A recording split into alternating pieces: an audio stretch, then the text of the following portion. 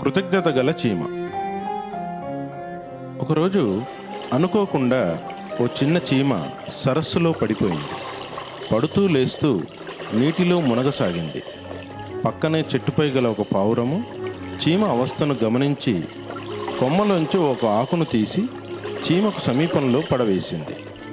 చీమ ఎంతో కష్టపడి ఆ ఆకు పైభాగానికి చేరుకుంది. అలా ఆ ఆకు కదులుతూ మెల్లగా సరస్సు ఒడ్డుకు చేరుకుంది. బ్రతుకుజీవుడా అనుకుంటూ ఒడ్డుపైకి చేరిన చీమ తన ప్రాణాలు కాపాడిన పావురానికి మనస్సులో ధన్యవాదాలు తెలుపుకుంది. చాలా రోజులు గడిచిపోయాయి.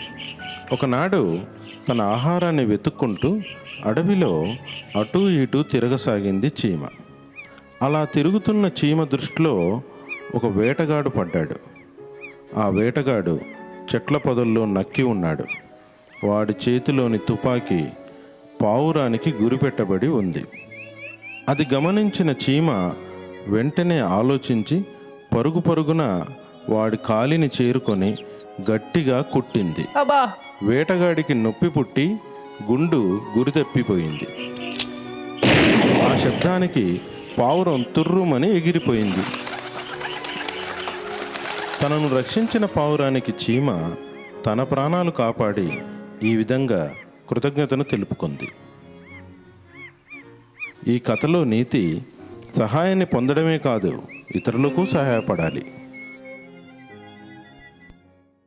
తెనాలి. ఏమిటి మహారాజా?